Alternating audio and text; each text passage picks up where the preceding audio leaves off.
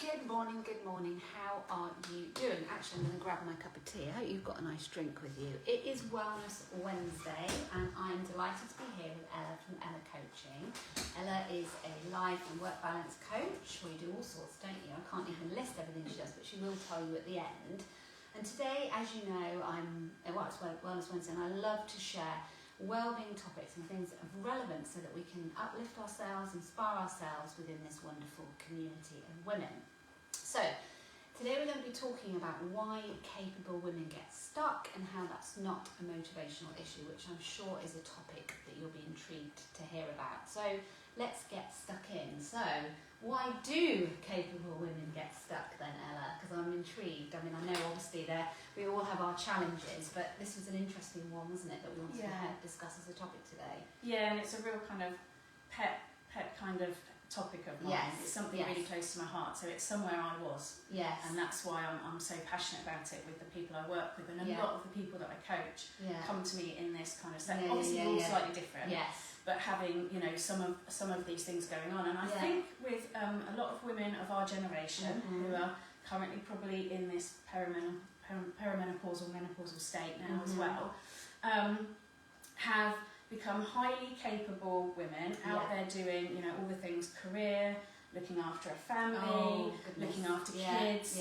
Maybe there's some special needs thrown in there, potentially looking after elderly parents. There's a whole raft of stuff going on. And I think lots of us grew up feeling like, with equality, we'd had this gift given to us that women before us had fought very hard for, that we could have a career, but nothing gave. So suddenly we could have the career too, but we still had to do all the other stuff. And I'm not, this is not about blame, and I'll talk about this habit for ages. But that's where I think a lot of us grew up in, and we became very good at coping. We became very good at taking it on, not complaining about it, maybe having a little whinge occasionally with our friends, but then going back to it. And we became like that often at work as well as at home, so it shows up in lots of places. And we become the responsible one, the reliable one. We embody that kind of, if you need something done, you ask a busy person. That's what we kind of were.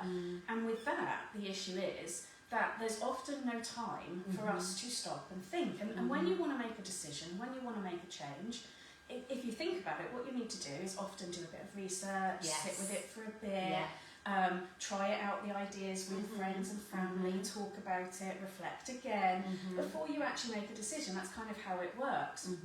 And we have no time for that. It's like we're on a hamster wheel. We're just going all the time. And there's a lot of us, and I was like this, that kind of feared the slowing down because everything might break and fall apart, so we keep going. But we also expect ourselves to be able to make big, life-changing decisions whilst being like that, and we just cannot. And so what we do is we think, well, we're doing well in that area, and we're doing well in that area, we manage everything. And so why can't we do this? And so we turn the blame inward, and that's where we think we're lacking motivation, we must be lazy, maybe we're not knowledgeable in this area, this must be all my fault. And that's where we then probably also stop talking to people about it. So we stop sharing because we feel it's an us problem. It's us that must be broken here. And in fact it's not. It's that how on earth could we move forward? How on earth could we make decisions? When you've just got so much going on. Time or space to do so. And this is where, obviously, I've always been a fan of coaching, personal training, anything, because I think when you're stuck with all of those things around you, all of those plates you're trying to keep up, having that person that can kind of put a spotlight on all of that can be so powerful. Absolutely. So what are some of your tips then for somebody that's in that situation? Because obviously life is so hectic, isn't it? And that whole thing you mentioned, which is, I think people call it the sandwich generation, where you're literally sandwiched between all of these different challenges, the teens, the elderly parents that you might be supporting, the busy career because we're having kids later, all of that stuff, plus goddamn perimenopause and menopause thrown in as well. So what are some of your tips then for unravelling all of that? So I want to share 3 things that I think might be useful here, and then at the end I'll also leave people with a question. Amazing, we love a bit of reflection. So my 3 tips are kind of, and some of these might work for you and some might not, or they might just spark an idea that means something else. There's lots of ways, of course, as you know, with coaching. Sure. It's about the individual and how to help them. But these can help with some shifts, if you like. They're not fixes, they're just shifts to start moving people forward. Okay. The first is take it out of your head. Yes. We go around all of the time with all of this stuff in our head. And again, it's like being on that hamster wheel. Oh, yeah. How can we see what we need to be focusing on? Yeah. So that might be writing out lists. It might be, we've talked about journaling before, which is really powerful. So it might be, you know, doing a brain dump or asking yourself some questions like, you know, what is going on at the moment for me? What feels heavy? What am I feeling stuck on? What am I avoiding? You know, asking these questions and writing them down. Yeah. If writing's not for you or that doesn't feel like it's doing it, it might be literally as simple as closing your eyes in a safe space, in a place where you're alone, and saying it out loud. Yeah. It might be finding a friend or a family member who you feel you can confide in. But I would stress here, it really needs to be someone that you know you can share with, and they won't then try to fix the situation. They won't give you advice back. You know, our friends and family want to help us. Yes. And naturally, as humans, we then want to give advice. We want to tell them about our situation, want to share that, have a conversation, and that's wonderful. And it's all coming from a good place. But the issue is when you're feeling overwhelmed with a situation, what you've done is you've shared something and you've released it, and then you've taken a load of stuff back. No, and it it's might true. be more. Yeah. So someone that hopefully could just listen. Yeah. You also, you know, you could go into a quiet room with the lights off and share it out loud. Just saying it out loud is really powerful. It doesn't sound like it is, but it is. Mirror work is another thing that can be really useful. So you can say it to a mirror and you sort of see yourself saying it. Yeah. I would say be really careful. You need to be in a really safe place with it. It can be really emotional. If you've never done it before, I would be careful with it. And if you start saying and become too overwhelmed, then step away. That's not failure. It's just such a raw thing to do. Definitely. But yeah, when it's all in our head, what's happening is everything feels to our brain, everything feels important, everything feels urgent. So, you know, we just keep going. And so releasing some of it can really help.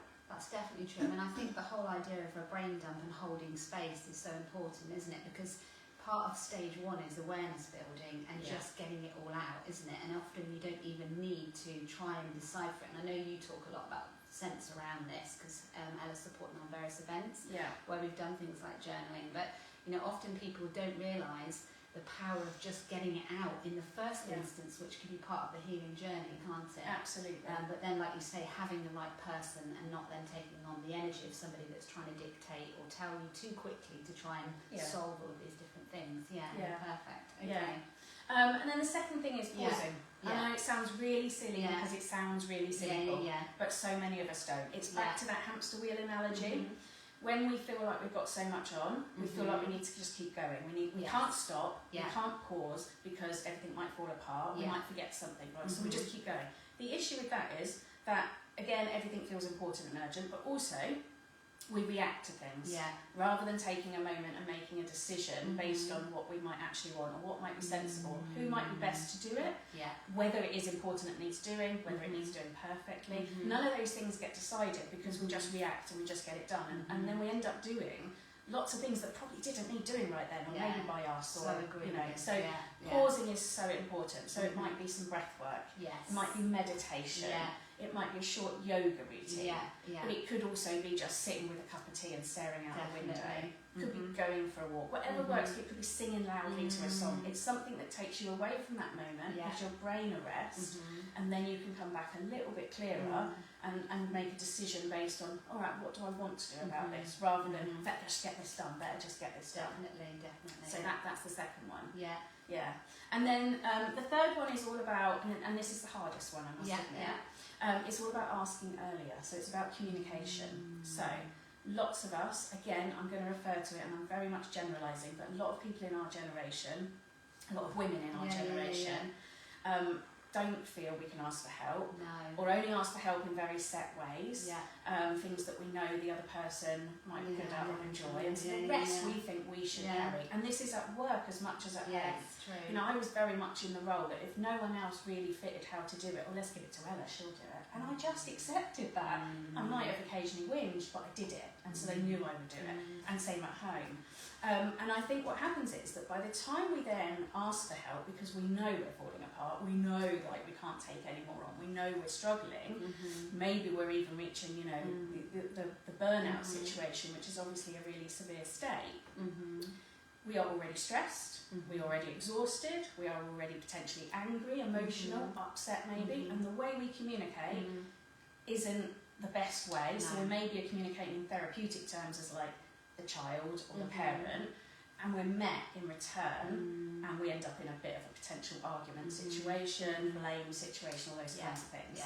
So if you can notice the signs, and that's why I said it's the most difficult, it takes time. My clients hate it when I say this takes time and this takes practice. But if you can start noticing those signs earlier on, when things are starting to feel heavy, things are starting to feel a bit difficult, you can feel your nervous system not reacting so well. We're often disassociated, tired, aren't we? all those things, and start asking for help at those times. And think of it as not asking for help for me, but thinking of it as asking for help for the task. Why are we owning, as women, all of this stuff? Why, if we're running out of milk, do I have to ask my husband to think about picking up milk? We live in the same house, you need milk too. So it can be things like as simple as, can you keep an eye on the milk from now on? I don't want to have to think about that, because that's another thing I'm carrying in my head. And it's these little small things that we communicate earlier on, before we've got cross about them or upset, that make a massive difference. So just to recap then, you said 3 things. So one is to brain dump and get it out. The second one, remind me, pausing, was to pause before you make a decision. And the third one was asking for help without leaving things before they get out of control. And that, I mean, coaching plays such an integral part of all 3 of those things, doesn't it? Because what we're doing through that is stepping back and making somebody accountable for those things, isn't it? Because I think often when we're in the mix, we can't actually think where we might be over-committing and things like that, where we haven't created pause points, and also helping somebody to understand how they learn as well, because I think that's very important. In terms of those practices you said about taking a pause, I think often we don't know what we need, and it's about how we learn and how, you know, because some people like to release through somatic practices, some people like to do it, you know, it's all about finding about you, isn't it? Yes, absolutely. You mentioned that you had a question or a thought to take away. We also want to find out more about how people can contact you as well. So should we do the little... So just to quickly follow on from what you said about coaching, I mean, I think the really important thing that a lot of people don't necessarily understand about coaching is it's not there to tell you what to do. I don't tell my clients what to do. You know, they know, they don't believe me when they come, but they know what they need to do. My job is to facilitate getting that out of them by asking really powerful questions, by giving them space to meet them exactly where they are, find out what they need. And I often say at the beginning of my programs with people, and it sounds a bit weird, but I don't care what you want. I don't care where you want to end up. All I care about is that you get there. So whether you change your mind 20 times, because clients so many times will apologise, I'm such a nightmare. But that's no, part you're of not. the process, though, isn't it? Exactly. You've got to discover it. You know, how you want to get there, what you want to do, that's your decision. What I want is that you leave feeling like you've got to where you wanted to get to, or at least on the right path, depending on when you finish. And it's that space to think, it's gentle challenge. And so one of the things that I think can be really helpful is to ask yourself a question, a bit of a kind of coaching question, if you like.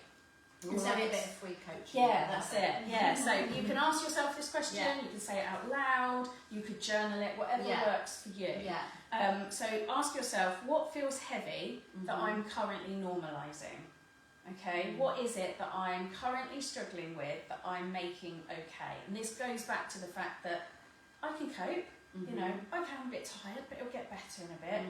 You know, I'll sort myself out when everyone else has done it. It's those kinds of things. We normalise things that are not okay.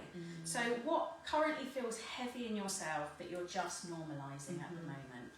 And that can be a really good one to start with. Oh, definitely. It's just that awareness, isn't it? The questions can be so powerful in coaching. And like you say, just allowing and knowing that the person has the answers often inside